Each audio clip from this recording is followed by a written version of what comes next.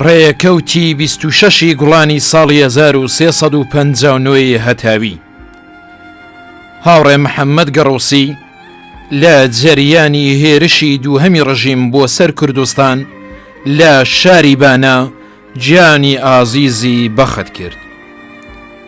هاوڕێ محەممەد گەڕوسی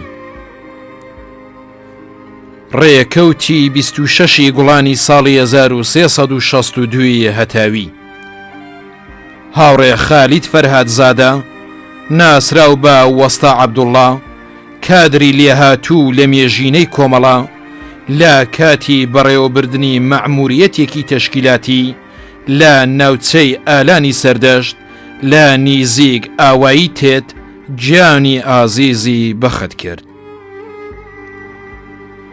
هاوڕێ خالید فەرهادزادە ناسراو بە وەستا عەبدوڵڵا ساڵی 1332 تاوی لە شاری بۆکان لەدایک بوو. تا دەورەی فۆقە دیپلۆم درێژەی بە خوێندندا. ساڵی 1355 تاوی لە زانستکە هاتە ناو جەرگەی خەباتی سیاسیەوە و لە پەیوەندی لەگەڵ کۆمەڵە هەڵسوڕانی خۆی دەست پێ کرد. پاش شۆڕش لەلایەن تەشکیلاتەوە نێردرایە ناوچەی سەردەشت و لەو شوێنە دەستیدایە هەڵسوڕانی شۆڕش گێرانە لە ناو زەحمەت کێشان و کرێکارانی ئەو ناوچەیە. ڕێکەوتی 26 گوڵانی ساڵی 1363 هەتاوی هێزەکانی کۆماری ئیسلامی هێرشیان کردە سەر ئاوایەکانی هەوارە گەرمە و گوڵچێر سەر بە ناوچەی بەرپلەی ساڕاڵی سنا. هاوڕێیانی گوردانی نەکەرۆز لە ئاوایی گۆگجە بە دوای ماوەی چەند سەعات شەڕ و پێکدادان لەگەڵی هێزەکانی کۆماری ئیسلامی پاشەکشەیان بە داگیرکەران کرد. ڕێکەوتی 26 گوڵانی ساڵی 1366 هەتاوی چەند واحید لە پێشمەرگەکانی کۆمەڵە لە گوردانی 24 مەهاباد لە نیزیک ئاوایی کەندە سوورە لە ناوچەی بانە کەوتنە بەر هێرشی هێزەکانی کۆماری ئیسلامی. پاش شەڕێکی سەخت و خێناوی کە 4 سەعاتی خایاند پاشەکشەیان بە هێزی داگیرکەر کرد و لە جێریانی ئەم شەڕەدا 4 پێشمەرگەی فیداکاری کۆمەڵە بە ناوەکانی هاوڕێ خالید خزرپور، هاوڕێ ناسر دادفەر، هاوڕێ هومایون حلمی و هاوڕێ ڕەحیم کەریمی گیانی ئازیزیان بەخت کرد. هاوڕێ خالید خزرپور ناسراو بە خالیدی قارنێ ساڵی 1340 تاوی لە ئاوایی قارنێ سەر بە ناوچەی نەغەدا لەدایک بوو. پاییزی ساڵی 1358 تاوی پەیوەست بوو بە ڕیزی پێشمەرگەی کۆمەڵە. هاوڕێ خالید لە ناوچەکانی شنۆ، نەغەدا، مەهاباد و ورمێ چالاکانە بەشداری کرد. کاتێککە لە ناوچەی ورمێ بوو فەرماندەی پەلێک لە پێشمەرگەکانی گوردانی 22 ورمێی لە ئەستۆ بوو. لە ناوچەی مەهاباد فەرماندەی پەلێک لە پێشمەرگەکانی گوردانی 24 مەهاباد بوو. هاوڕێ ناسر دادفەر، هاوڕێ هومایون حلمی، هاوڕێ ڕەحیم کەریمی.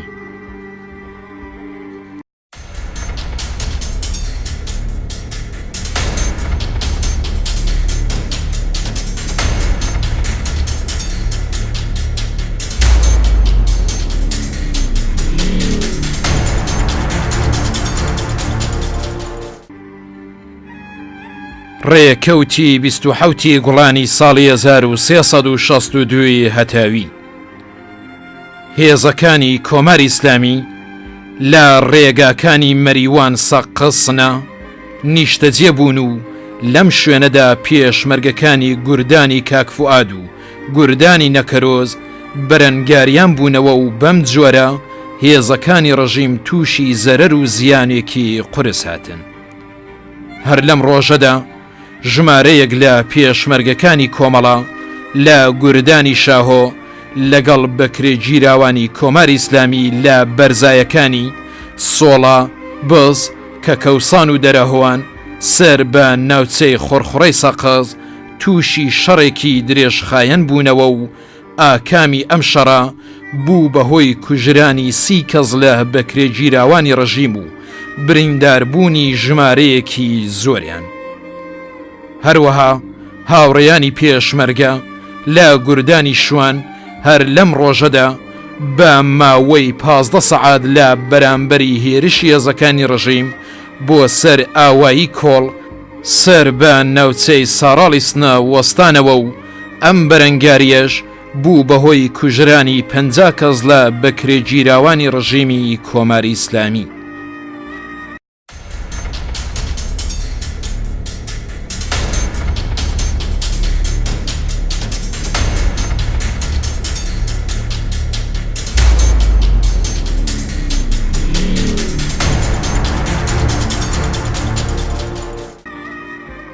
ڕێکەوتی 28 گوڵانی ساڵی 1360 هەتاوی پێشمەرگەکانی کۆمەڵە لە عەمەلیاتێکدا بەشێک لە شاری مەهاباد دەخەنە ژێر چاوەدێری و کۆنتڕۆڵی خۆیانەوە و مەقەڕی سپای پاسدارانی کۆماری ئیسلامی بە ئاگری چەکی خۆیان دەکوتن و دوژمن تووشی خەسارەتێکی قورس دەکەن. ڕێکەوتی 28 گوڵانی ساڵی 1361 هەتاوی ستونێک لە هێزەکانی کۆماری ئیسلامی هێرش دەکەنە سەر شوێنی نیشتەجێبوونی پێشمەرگەکانی کۆمەڵە لە ئاوایەکانی قەرەکەند و چاوەرچین سەر بە ناوچەی بۆکان. ئەم هێرشە هێزەکانی کۆماری ئیسلامی لەگەڵ بەرەنگاری هێزی پێشمەرگەی کۆمەڵە ڕووبەڕوو دەبێتەوە و دوای خواردنی زەبرێکی قرس پاشەکشە دەکەن. پێشمەرگەکانی کۆمەڵە تا ئاوایی ئاختەتەر پاشەکشیان پێدەکەن و لەم شەڕەدا دەیان کەس لە هێزەکانی کۆماری ئیسلامی کوژران و بریندار بوون. ڕێکەوتی 28 گوڵانی ساڵی 1363 هەتاوی هاوڕێ حەسەن نادری ئەندام و کادری لێهاتووی کۆمەڵە لە جەریانی شەڕێکدا لە دژی بەکرێگیراوانی کۆماری ئیسلامی لە دەوروبەری ئاوایی مەرخۆز سەر بە ناوچەی سەقز گیانی ئازیزی بەخت کرد. هاوڕێ حەسەن نادری ساڵی 1335 هەتاوی لە ئاوایی مەرخۆز سەر بە شاری سەقز لەدایک بوو. لە زانسکای تەورێز لەگەڵ مەسائلی سیاسی ئاشنایی پەیدا کرد و هاتە ناو جەرگەی خەباتی سیاسیەوە. ساڵی 1359 هەتاوی پەیوەست بوو بەڕیزی پڕ لە شانازی پێشمەرگەی کۆمەڵە. هاوڕێ حەسەن ئەندامی کۆمەڵە و بەرپرسی کومیتەی ناوچەی سەقز بوو. ڕێکەوتی 28 گوڵانی ساڵی 1363 هەتاوی دەستەیەک لە پێشمەرگەکانی کۆمەڵە لە جنوبی کوردستان لەلایەن هێزەکانی کۆماری ئیسلامیەوە گەمارۆدران. پێشمەرگەکانی کۆمەڵە پاش شەڕێکی قرس ئەم گەمارۆیەیان تێکشکاند. بەداخەوە لە جەریانی ئەم شەڕەدا پێشمەرگەیەکی فیداکاری کۆمەڵە بە ناوی هاوڕێ جەمشید ناوە گیانی ئازیزی بەخت کرد. هاوڕێ جەمشید ناوە ساڵی 1345 هەتاوی لە شاری سنە لەدایک بوو. ساڵی 1361 هەتاوی پەیوەست بوو بەڕیزی پێشمەرگەی کۆمەڵە. ساڵی 1362 هەتاوی بۆ مەعموریەتێک نێردرایە بەشی ئالانی ناوچەی سەردەشت و لەو شوێنەدا لە شەڕەکانی ئالان بەشداری چالاکانەی کرد. هاوڕێ جەمشید ماوەی 6 مانگ پاش ئەم شەڕە نێردرایە ناوچەی مەریوان و لە گوردانی کاکفوئاد سازماندرا. دوایین ئەرکی تەشکیلاتی هاوڕێ جەمشید بێسیمچی پەلێک لە پێشمەرگەکانی کۆمەڵە بوو. ڕێکەوتی 28 گوڵانی ساڵی 1364 هەتاوی ژمارەیەک لە پێشمەرگەکانی کۆمەڵە لە گوردانی چیە هێرشیان کردە سەر 2 پایەگای کۆماری ئیسلامی لە دەرەهوان و دەرەویانە وشکە سەر بە خوڕخوڕەی ناوچەی سەقەز. ئەم 2 پایەگایە بۆ ماوەی 1 سەعات کەوتە ژێر ئاگری توندی هێزی پێشمەرگەی کۆمەڵە و لە ئاکامدا ژمارەیەکی زۆر لە هێزی سەرکوتگەری کۆماری ئیسلامی بریندار بوون. ڕێکەوتی 28 گوڵانی ساڵی 1365 هەتاوی هێزەکانی کۆماری ئیسلامی لە بەرزایەکانی ئاوایی کۆرەیەرە سەر بە ناوچەی مەریوان کەوتنە بەر گەماروی هێزی پێشمەرگەی کۆمەڵە و دەستەیەک لە بەکرێگیراوانی گروهانی تەوحیدی ئەم شارە لە ناوچوون. ئەم قارەمانیەتەی هێزی پێشمەرگە لە چەندین لاوە درێژەی هەبوو ماوەی 12 سەعاتی خایەند و هێزەکانی دوژمن تووشی زەرەر و زیانێکی قورساتن و هەروەها تەقەمەنیەکی بەرچاو کەوتە دەست هێزی پێشمەرگەی کۆمەڵە. بەداخەوە لە زەریانی ئەم شەڕەدا 2 پێشمەرگەی فیداکاری کۆمەڵە بە ناوەکانی هاوڕێ عوسمان ئەکبەری و هاوڕێ جەبار ئەلیاسی جیانی ئازیزیان بەخت کرد. هاوڕێ عوسمان ئەکبەری ناسراو بە ئەکبەر پایگەلان لە ئاوایی پایگەلان لە بەشی ژاوەرۆی سنا لەدایک بوو. ساڵی 1357 تاوی لە گەرمەی شۆڕشی گەلانی ئێران هاتە ناو جەرگەی خەباتی سیاسیەوە.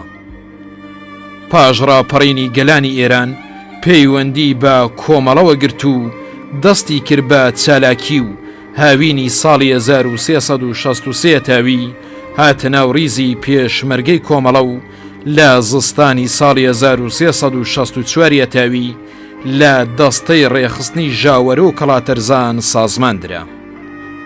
هاوڕێ عوسمان ئەندامی کۆمەڵە و دەستیاری دەستەی ڕێخستن بوو.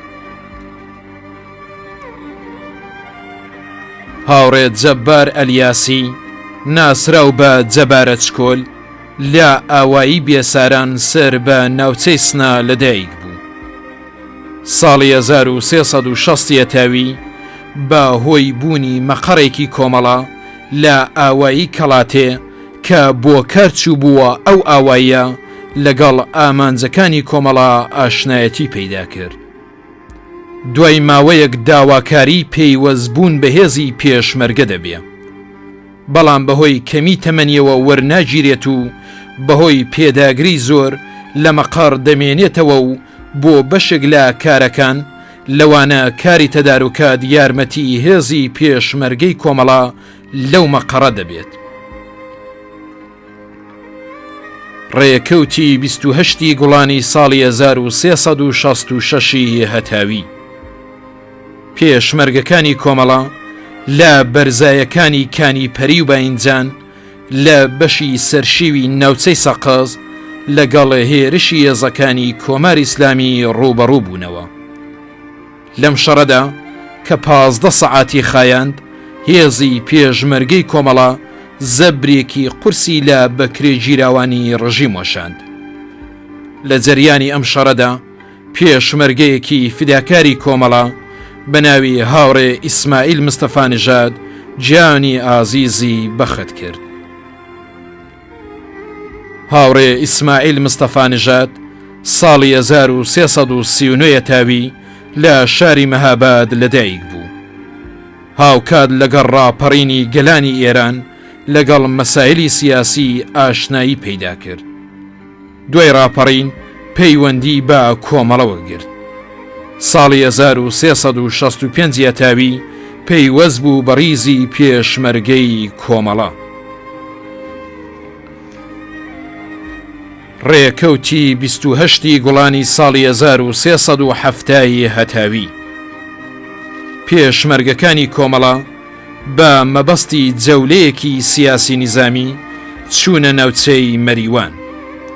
لەم جەولەیەدا پێشمەرگەکانی کۆمەڵە لە نزیک شاری مەریوان لەگەڵی هێزەکانی کۆماری ئیسلامی تووشی شەڕ و پێکدادان هاتن. بەداخەوە لەم شەڕەدا کادرێکی لێهاتووی کۆمەڵە بە ناوی هاوڕێ مستەفا سەعید زادە گیانی ئازیزی بەخت کرد.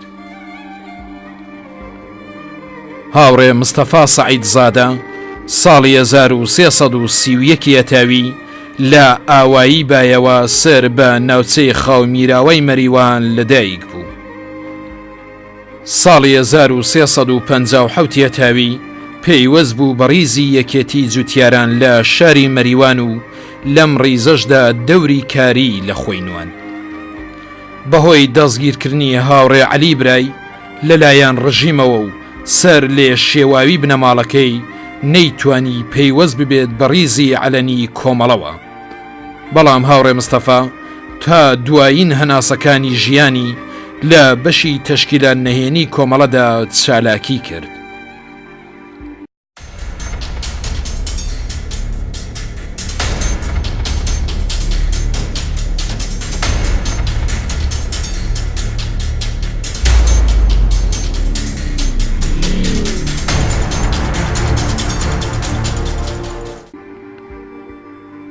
ڕێکەوتی 29 گوڵانی ساڵی 1362 هەتاوی پێشمەرگەکانی کۆمەڵە لە ئاوایی چاولکان سەر بە ناوچەی سنە لەگەڵی هێزەکانی کۆماری ئیسلامی تووشی شەڕێکی قورس هاتن. لە جەریانی ئەم شەڕەدا دوو پێشمەرگەی فیداکاری کۆمەڵە بە ناوەکانی هاوڕێ ئەمجەد خزری و هاوڕێ ساڵح قەڵاچۆخی گیانی ئازیزیان بەخت کرد. هاوڕێ ئەمجەد خزری ساڵی 1338 یەتاوی لە ئاوایی بێساران سەر بە ناوچەی سنە لەدایک بوو. ساڵی 1358 یەتاوی لەگەڵ ئامانج و سیاسەتەکانی کۆمەڵە ئاشنایەتی پەیدا کرد و لە پەیوەند لەگەڵ کۆمەڵە درێژەی بە خەباتدا. زستانی ساڵی 1360 یەتاوی پەیوەندی بە ڕیزەکانی کۆمەڵەوە گرت و بەهاری ساڵی 1362 یەتاوی بوو بە ئەندامی کۆمەڵە و فەرماندەهی دەستەیەک لە پێشمەرگەکانی کۆمەڵەی پێسپێردرا. هاوڕێ ساڵح قەڵاچۆخی ڕێکەوتی 29 گوڵانی ساڵی 1363 هەتاوی ئاوایی کۆنەڵان سەر بە ناوچەی سەرشیوی سەقز شەڕێکی گەورەی بەخۆوە بینی. هێزەکانی کۆماری ئیسلامی بە پشتیوانی چەکی قورس هێرشێکی بەربڵاویان کردە سەر ئاوایی کۆنەڵان. پێشمەرگەکانی کۆمەڵە لە ناوچەی سنە کە بەدوای چەندین شەڕی گەورە گەڕانەوە و لەو ئاواییە جێگیر بووبوون و بەرەنگاری ئەو هێرشە بوونەوە و لەو شەڕەدا کە لە بەرەبەیانیەوە تاشە و درێژەی کێشە پێشمەرگەکانی کۆمەڵە حەماسەیەکی کەمیێنەیان لە ڕاوەستاوی فیداکاری تۆمار کرد. بەداخەوە لەم شەڕەدا 11 پێشمەرگەی فیداکاری کۆمەڵە بە ناوەکانی هاوڕێ ئەیوب نەبەوی، هاوڕێ عەتا ئیمامی، هاوڕێ خوسرە و یاڕوڵڵاهی، هاوڕێ مەحەممەد خاتری، هاوڕێ مەستورە ناسری، هاوڕێ ئەحمەد شەکیبە، هاوڕێ هادی فەلاحی، هاوڕێ محەممەد هیجازی، هاوڕێ ساڵح تەنهایی، هاوڕێ ئیسماعیل قوبادی و هاوڕێ ئەمین یاقوبی گیانی ئازیزیان بەخت کرد.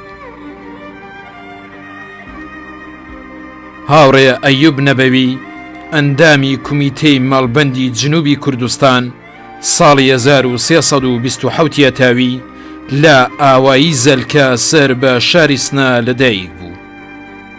ساڵەکانی 46 و 47 تاوی لەگەڵ مەسایلی سیاسی ئاشنایی پەیدا کرد و ساڵی 1359 تاوی پەیوەندی بە تەشکیلاتی کۆمەڵەوە گرت.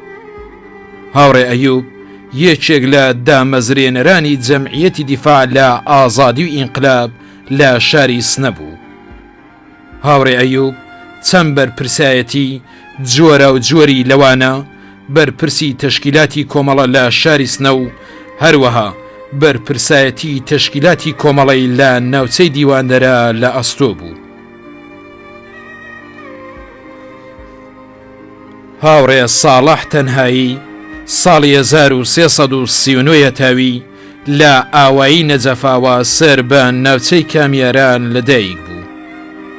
ساڵی 1359 تاوی لەگەڵ ئامانجەکانی کۆمەڵە ئاشنایی پەیدا کرد و هەر لەو ساڵەشدا بوو بە پێشمەرگەی کۆمەڵە. هاوڕێ ساڵح جێگری فەرماندەی گوردان و ئەندامێکی لێهاتووی کۆمەڵە بوو. هاوڕێ ئەمین یاقوبی ناسراو بە ئەمین بێساران ساڵی 1341 تاوی لە ئاوایی بێساران سەر بە ناوچەی سنە لەدایک بوو. ساڵەکانی 59 و 60 تاوی وەک لایەنگرێکی شێلگیری کۆمەڵە دەستی کرد بە چالاکی. ساڵی 1361 تاوی هاوکار لەگەڵ هێرشی ڕژیم بۆ سەر ژاوەرۆ پێیوەست بوو بە ریزی پێشمەرگەی کۆمەڵە و لە ریزی عەلەنی درێژەی بە خەباتی خۆیدا. هاوڕێ ئیسماعیل قوبادی ساڵی 1343 تاوی لە ئاوایی شایەنی سەر بە ناوچەی کامیاران لەدایک بوو. ساڵی 1359 تاوی پەیوەست بوو بە ریزی هێزی پێشمەرگەی کۆمەڵە. هاوڕێ ئیسماعیل یەکێک لە پێشمەرگە چالاکەکانی کۆمەڵە و ئەندامێکی لێهاتووی کۆمەڵە بوو. فەرماندەی گوردانی شاهۆ دوایین ئەرکی تەشکیلاتی هاوڕێ ئیسماعیل بوو. هاوڕێ محەممەد هیجازی ناسراو بە دوکتور کاوە ساڵی 1340 تاوی لە شاری ئەردەکان سەر بە ئۆستانی فارس لەدایک بوو. لە شاری شیراز دانیشتجوو بوو کە لەلایەن ڕژیمەوە دەستگیر کرا. ساڵی 1360 تاوی هاتە ناو ریزی پێشمەرگەی کۆمەڵە. دوکتور کاوە بەرپرسی سیاسی دەستە و بەرپرسی پزیشکی گوردان بوو.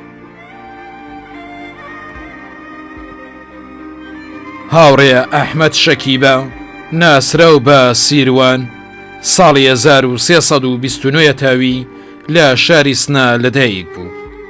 ساڵی 1359 تاوی پەیوەست بوو بە ریزی هێزی پێشمەرگەی کۆمەڵە و ماوەیەک بەرپرسی ئینتشاراتی سنەی پێسپێردرا. هاوڕێ ئەحمەد ئەندامی کۆمەڵە و بەرپرسی تەدارکاتی گوردان بوو. هاوڕێ خوسرە و یاڕۆڵاهی ساڵی 1339 تاوی لە شاری سنە لەدایک بوو. ساڵی 1354 تاوی لە زانکۆ لەگەڵ مەسایلی سیاسی ئاشنایی پەیدا کرد و ساڵی 1362 تاوی پەیوەست بوو بە ریزی پڕ لە شانازی پێشمەرگەی کۆمەڵە و خەباتی خۆی درێژە پێدا. هاوڕێ محەممەد خاتری ساڵی 1341 تاوی لە ئاوایی شایەنی سەر بە ناوچەی کامیاران لەدایک بوو. پاش ڕاپەڕین ماوەیەک لە تاران بەهۆی کاری تەشکیلاتیەوە کەوتە زیندان و پاش دەربازبوونی لە زیندان ساڵی 1362 تاوی پەیوەست بوو بە ریزی هێزی پێشمەرگەی کۆمەڵە. هاوڕێ مەستورە ناسری ساڵی 1343 تاوی لە ئاوایی باخوڕام سەر بە ناوچەی کامیاران لەدایک بوو. ساڵی 1362 تاوی هاوکات لەگەڵ ئاشنابوونی بە ئامانج و سیاسەتەکانی کۆمەڵە پەیوەست بوو بە ڕیزی هێزی پێشمەرگەی کۆمەڵە. هاوڕێ عەتا ئیمامی ناسراو بە عەتا قەناسە لە ئاوایی وشترمل سەر بە ناوچەی کامیاران لەدایک بوو. پاش ڕاپەڕینی ساڵی 1357 تاوی پەیوەندی بە کۆمەڵەوە گرت و پاشان پەیوەست بوو بە ڕیزی پێشمەرگەی کۆمەڵە و لە گوردانی کاک فواد لە دەستەی شەهید جەماڵ و پەلی شەهیدانی کۆماسی سازمان درا و بەهاری ساڵی 1363 تاوی نێردرایە گوردانی شاهۆ. هاوڕێ هادی فەلاحی ناسراو بە هادی ڕەش لە ئاوایی هانە شێخان سەر بە ناوچەی مەریوان لەدایک بوو. لە شەڕێکدا لە لایەن سپای ڕزگاری بەدیل گیرا و لە شەڕێکدا بریندار بوو. هاوڕێ هادی ئەندامی کۆمەڵە بوو. ڕێکەوتی 29 گوڵانی ساڵی 1363 هەتاوی پێشمەرگەکانی کۆمەڵە لە ناوچەی بانە لە نیزیگ ئاوایی سوورچێ و لەگەڵی هێزەکانی ڕژیمی کۆماری ئیسلامی تووشی شەڕ و پێکدادان هاتن. بەداخەوە لە جەریانی ئەم شەڕەدا هاوڕێ ساڵح ئەفراسیا و پێشمەرگەی فیداکاری کۆمەڵە گیانی ئازیزی بەخت کرد. هاوڕێ ساڵح ئەفراسیا و ساڵی 1340 تاوی لە شاری سنا لەدایک بوو. هاوڕێ ساڵح ئەندامی کۆمەڵە و بەرپرسی تەدارکاتی پەل بوو.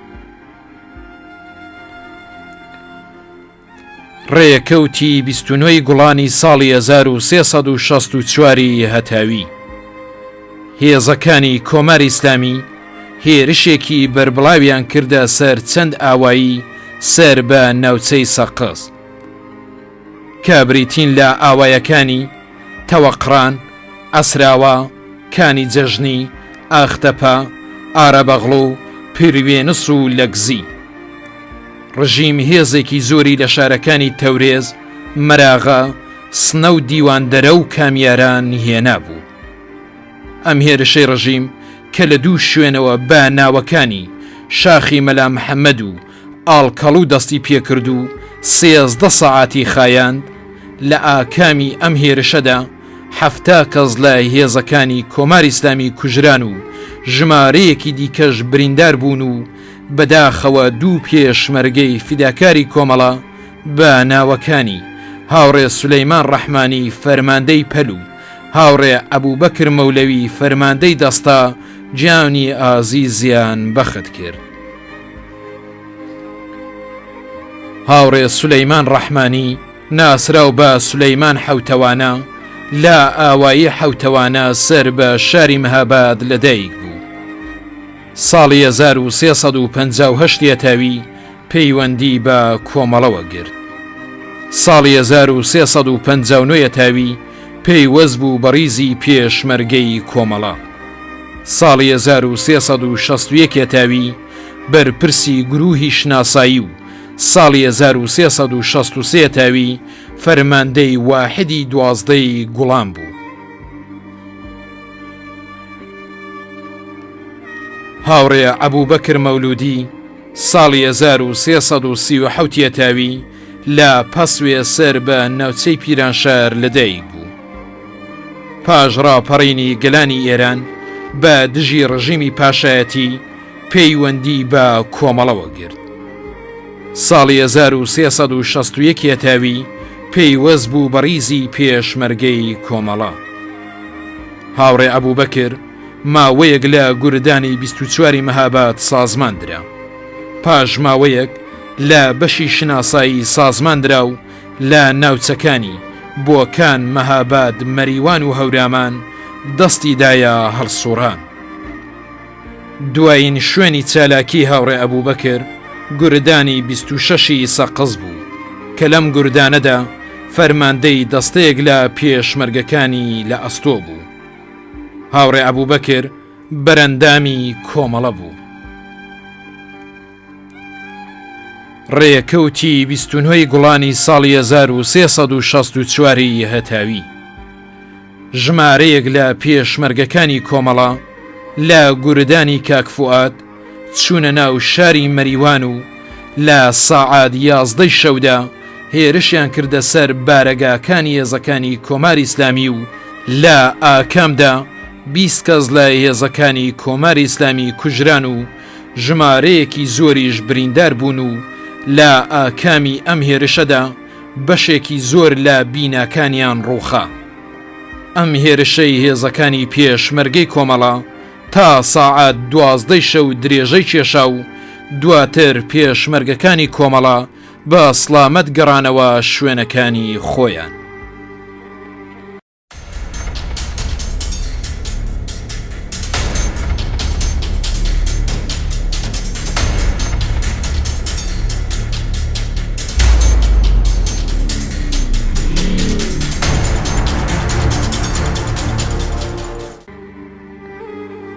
ڕێکەوتی 30 گوڵانی ساڵی 1361 هەتاوی دەستەیەک لە پێشمەرگەکانی کۆمەڵە لە ئاوایی شایەنی سەر بە نەوچەی کامیاران کەمینێک بۆ هێزەکانی کۆماری ئیسلامی دادەنێن.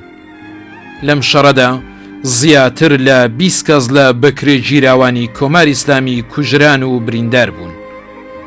لە جەریانی ئەم شەڕەدا پێشمەرگەیەکی فیداکاری کۆمەڵە بە ناوی هاوڕێت جەماڵ ڕەمەزان عەلی بەدیل دەگیرێت و جەنایەتکارانی کۆماری ئیسلامی سەری لە جەستەی جیا دەکەنەوە و لەگەڵ خۆیان دەیبەن و تەرمی پیرۆزی هاوڕێت جەماڵ لەوێ بەجێ دێڵن.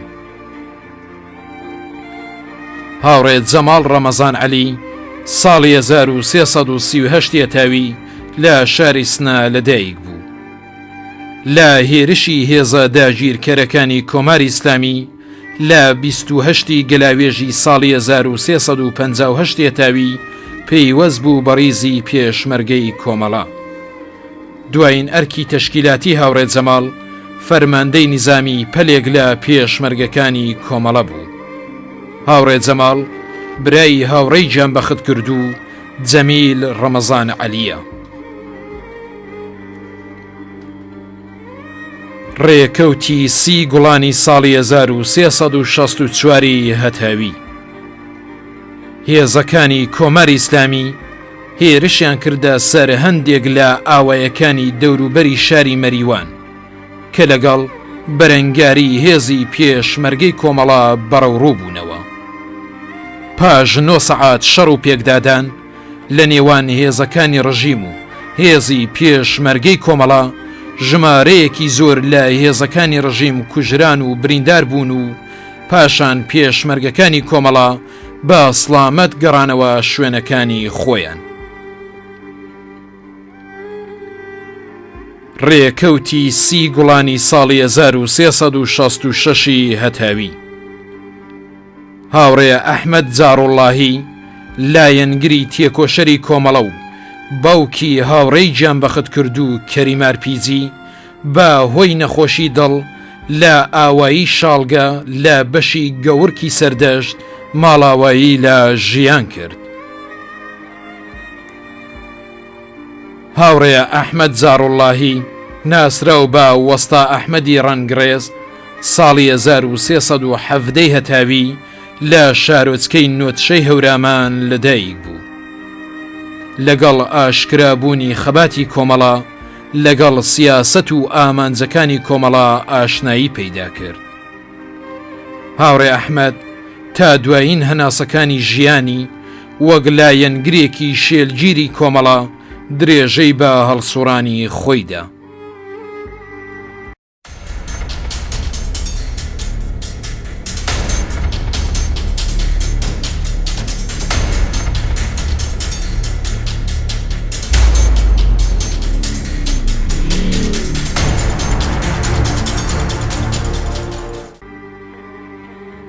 ڕێکەوتی 31 گوڵانی ساڵی 1359 هەتاوی هاوڕێ سەیفوڵا کەریمی ناسراو بە ئارێز پێشمەرگەی فیداکاری کۆمەڵە لە جەریانی شەڕێکدا لە ناو شاری سنا گیانی ئازیزی بەخت کرد. هاوڕێ سەیفوڵڵا کەریمی.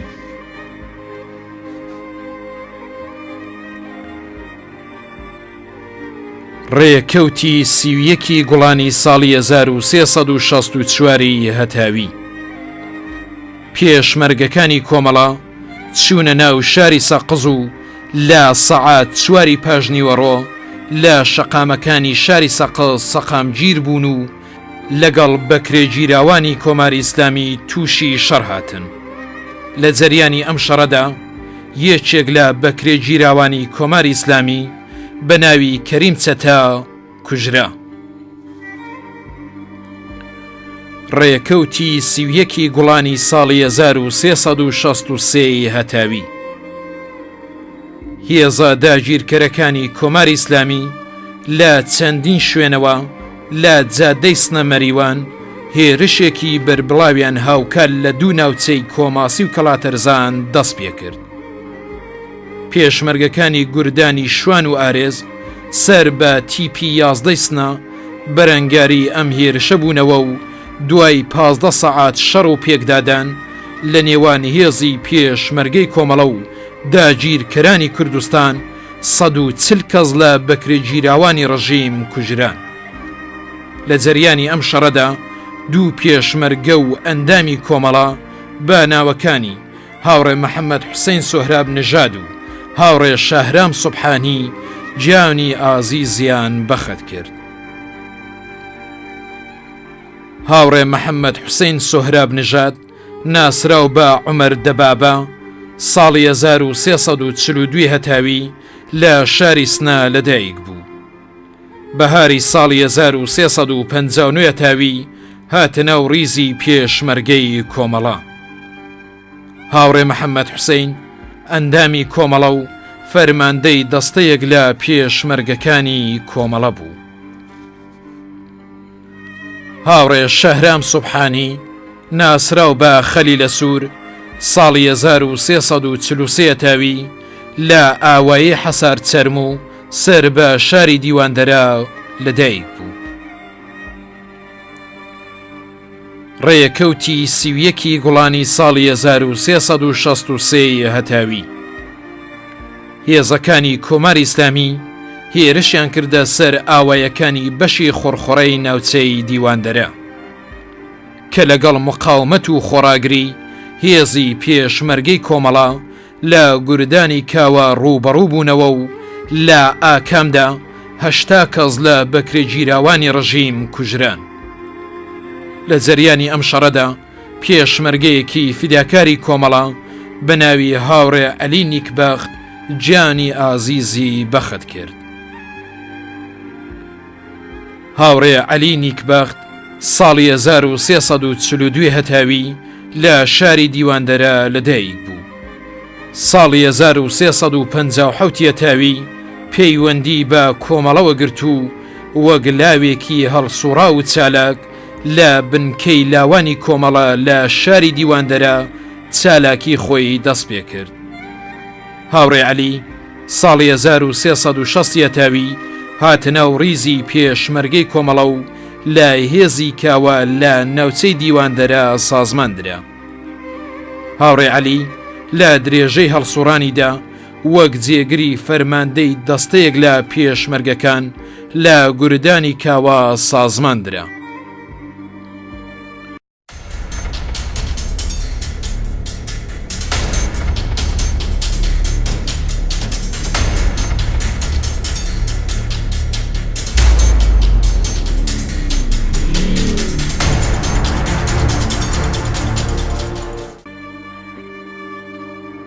ڕێکەوتی یەکی جۆزەردانی ساڵی 1361 هەتاوی. یەکێک لە پێشمەرگەکانی کۆمەڵە بە ناوی هاوڕێ ئیبراهیم پیری کە لە جەریانی شەڕی پایەگەی ئاوایی یەختەخان سەر بە شاری کامیاران بریندار ببوو لە کاتی گواستنەوەی بۆ نەخۆشخانەی تاران گیانی ئازیزی بەخت کرد. هاوڕێ ئیبراهیم پیری ناسراو بە بلە گروبان لە ناوچەی کامیاران لەدایک بوو. پاش ڕاپەڕینی گەلانی ئێران لە ساڵی 1357 ئەتاوی پەیوەندی بە کۆمەڵەوە گرت و پاشان هاتە ناو ریزی پێشمەرگەی کۆمەڵە. هاوڕێ ئیبراهیم ئەندامی کۆمەڵە و فەرماندەی دەستەیەک لە پێشمەرگەکانی کۆمەڵە بوو. ڕێکەوتی یەکی جۆزەردانی ساڵی 1363 هەتاوی لایەنگرێکی تێکۆشەری کۆمەڵە بە ناوی هاوڕێ هازەر فەیزی بەدەست کار بەدەستانی کۆماری ئیسلامی تەرۆر کرا و تەرمەکەی لە حەوزی شوێنی کارەکەی هاویژرا. هاوڕێ هازەر فەیزی ساڵی 1341 هەتاوی لە یەکێک لە ئاوایەکانی سەر بە شاری لەنگرود لەدایک بوو. ساڵی دوای شۆڕش هاتە ناو جەرگەی خەباتی سیاسیەوە. ساڵی 1360 هەتاوی دوای ئەوەی کە مێردەکەیان بۆ سەربازی برد بۆ بژیوی خۆی و منداڵەکانی ڕووی کردە شاری تاران و لە کارخانەیەکدا دامەزرا و وەکو نوێنەری کرێکارانی ئەو کارخانەیە هەڵبژێردرا. لەو ماوەیەشدا بوو کە لە ڕێگەی رادیۆ کۆمەڵەوە لەگەڵ ئامانج و سیاسەتەکانی کۆمەڵە ئاشنایی پەیدا کرد و بوو بە یەکێک لە لایەنگرە هەڵسوڕاوەکانی کۆمەڵە. ڕێکەوتی یەکی جۆزەردانی ساڵی 1364 هەتاوی پێشمەرگەکانی کۆمەڵە لە گوردانی 26 سەقز لە ئاوایەکانی ناوچەی سەرشیوی سەقز لەگەڵ بەکرێگیراوانی کۆماری ئیسلامی تووشی شەڕێکی قورس هاتن. دوای 14 سەعات شەڕ و پێکدادان لە نێوانی هێزەکانی ڕژیم و هێزی پێشمەرگەی کۆمەڵە ژمارەیەکی زۆر لە هێزەکانی ڕژیم کوژران و بریندار بوون. بەداخەوە یەکێک لە پێشمەرگەکانی کۆمەڵە بە ناوی هاوڕێ ئەحمەد عەبدی لە جەریانی ئەم شەڕەدا گیانی ئازیزی بەخت کرد. هاوڕێ ئەحمەد عەبدی ڕێکەوتی یەکی جۆزەردانی ساڵی 1366 هەتاوی تیمێک لە پێشمەرگەکانی کۆمەڵە کە بۆ بەڕێوەبردنی مەعموریەتێک چوو بوونە ئاوایی هەمارا و سەر بە ناوچەی دیواندەرە لەگەڵ داگیرکەرانی کۆماری ئیسلامی تووشی شەڕێکی قورس هاتن. لە جەریانی ئەم شەڕە سەخت و نابەرابەرەدا کە 15 سەعاتی خایاند سێ پێشمەرگەی فیداکاری کۆمەڵە بە ناوەکانی هاوڕێ ڕەشید میسری، هاوڕێ ئەیوب سەفایی و هاوڕێ یەدوڵڵا ئاقایی گیانی ئازیزیان بەخت کرد. هاوڕێ یەدوڵڵا ئاقایی ئەندامی لێهاتووی کۆمەڵە ساڵی 1339 هەتاوی لە ئاوایی داڵان سەر بە ناوچەی دیواندەرە لەدایک بوو. پاییزی ساڵی 1359 هەتاوی هاتە ناو ریزی پڕ لە شانازی هێزی پێشمەرگەی کۆمەڵە. دوایین ئەرکی تەشکیلاتی هاوڕێ یەدوڵڵا فەرماندەی پەلێک لە پێشمەرگەکانی کۆمەڵە بوو. هاوڕێ ئەیوب سەفایی بەرپرسی سیاسی دەستە و ئەندامی کۆمەڵە بوو. هاوڕێ ڕەشید میسری ساڵی 1337 هەتاوی لە ئاوایی تازاوە سەر بە ناوچەی دیواندەرە لەدایک بوو. دوای شۆڕشی ساڵی 1357 هەتاوی پەیوەندی گرت بە یەکێتی جوتیارانەوە و وەک ئەندامێکی چالاکی ئەو یەکێتیە دەوری گێڕا. دوای ماوەیە کەڵسوڕان پەیوەندی کرد بە کۆمەڵە و لە ئاوایەکەی خۆیاندا وەک تێکۆشەرێکی کۆمەڵە هەڵسوڕانی خۆی درێژە پێدا. دوای ئەوە لەلایەن هێزەکانی کۆماری ئیسلامیەوە ناسرا. ساڵی 1361 هەتاوی هاتە ناو ریزی پێشمەرگەی کۆمەڵە. ڕێکەوتی یەکی جۆزەردانی ساڵی 1360 هەتاوی پێشمەرگەیەکی فیداکاری کۆمەڵە بە ناوی هاوڕێ عەلی ساڵحزادە لە وڵاتی ئاڵمان گیانی ئازیزی لەدەستدا. هاوڕێ عەلی ساڵحزادە ناسراو بە عەلی فایق دووهەمین شەهیدی بنەماڵەکەیان لە ئاوایی حەسەن ئاوڵا سەر بە ناوچەی مەریوان لەدایک بوو. ساڵی 1352 تاوی پەیوەندی بە کۆمەڵەوە گرت. لە زەمانیشە وەک موعەلیمێکی دڵسۆز دەستی کرد بە وانەوتنەوە. هاوڕێ عەلی کادرێکی لێهاتووی کۆمەڵە بوو.